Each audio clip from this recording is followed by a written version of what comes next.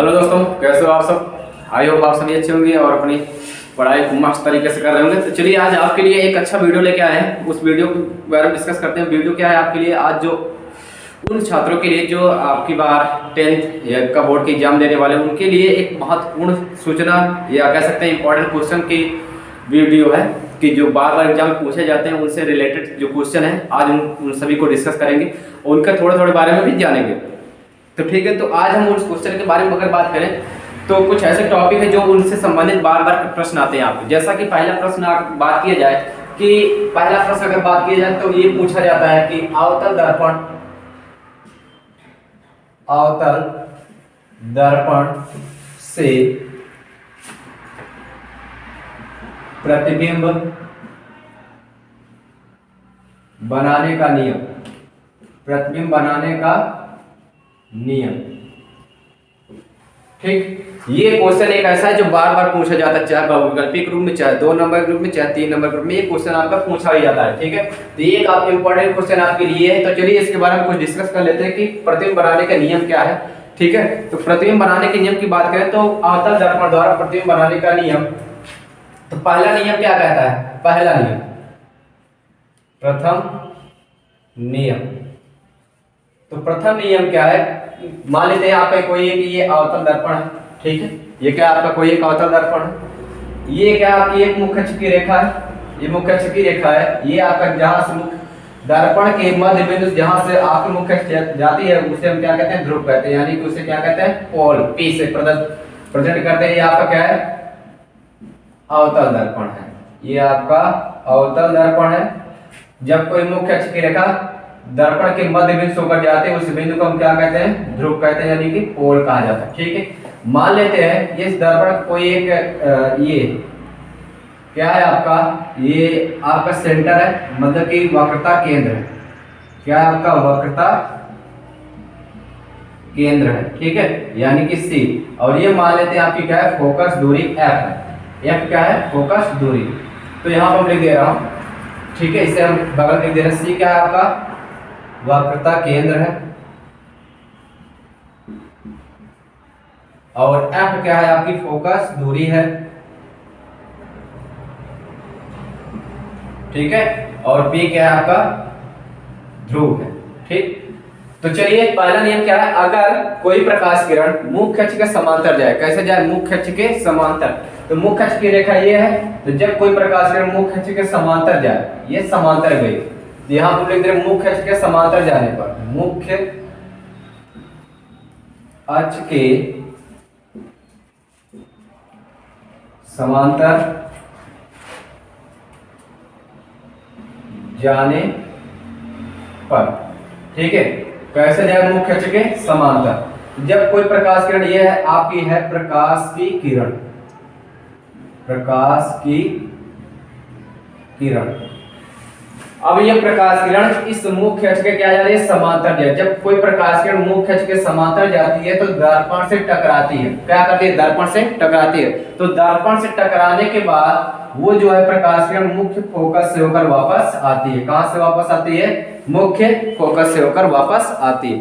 जब कोई प्रकाश किरण, फिर सुनिएगा, जब कोई प्रकाश किरण इस मुख्य अक्ष के क्या जाए, समांतर जाए, तो दर्पण से टकराने के बाद मुख्य फोकस से होकर आती है। इसी को कहा जाता है प्रथम नियम है। ये क्या आपका प्रथम नियम।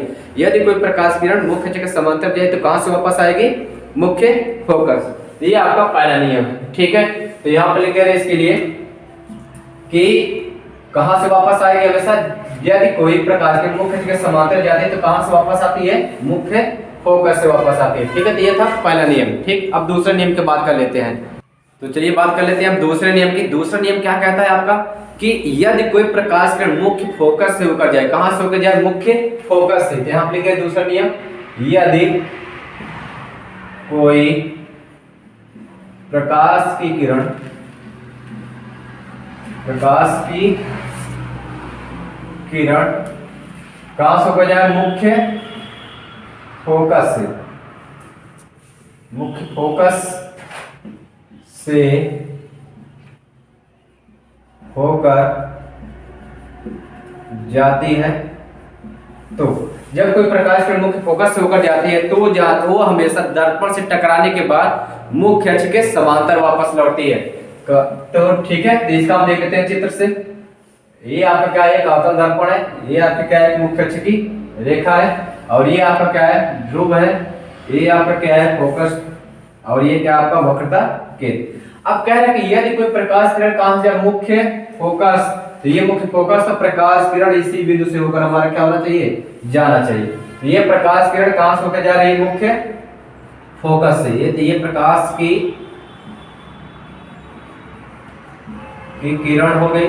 अब ये प्रकाश किरण कहां से होकर जा रही है, मुख्य फोकस से होकर जा रही है। तो जब कोई प्रकाश किरण मुख्य फोकस से होकर जाती है तो दर्पण से टकराने के बाद इस मुख्य अक्ष के समांतर वापस लौट आती है। ठीक है, क्या होती है, इस मुख्य अक्ष के समांतर वापस लौट आती है। ये है आपका दूसरा नियम। तो यहाँ पर लिख दे रहे हैं मुख्य फोकस से होकर जाती है तो दर्पण से टकराने के पश्चात कहां से वापस आएगी, मुख्य अक्ष के समांतर, मुख्य अक्ष के समांतर वापस चली जाती है। ये था आपका दूसरा नियम। ये इंपॉर्टेंट बहुत है आपके लिए, एग्जाम के लिए, जो बहुत बार बार पूछा जाता है। ठीक है, तो अब तीसरे नियम की हम बात कर लेते हैं आपसे। तो चलिए देखिए, तीसरे नियम की बात करते हैं। तीसरा नियम क्या कर रहा है कि यदि कोई प्रकाश किरण कहां से जाए, वक्रता केंद्र से जाए। कहां से जाए, वक्रता केंद्र से। यहां पर लिख रहे हैं यदि कोई प्रकाश किरण, यदि कोई प्रकाश की किरण कहां से होकर जाए, प्रकाश किरण वक्रता केंद्र यानी कि सी से, वक्रता केंद्र से होकर जाती है तो क्या होगा, देखिए ये रहा आपका, क्या कहते हैं, ये आपका अवतल दर्पण है। ठीक, ये आपका क्या है, मुख्य अक्ष की रेखा है, ये आपका ध्रुव है।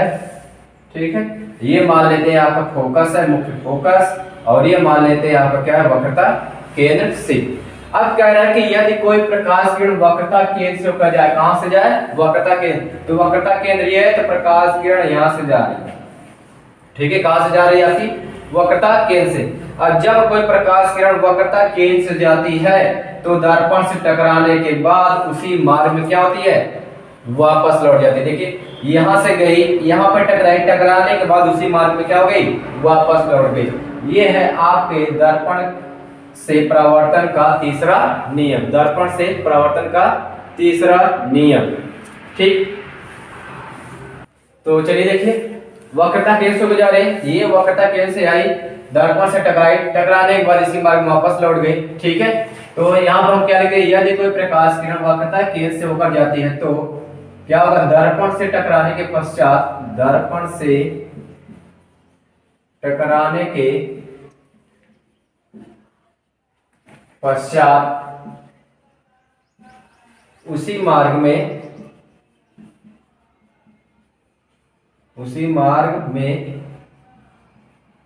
वापस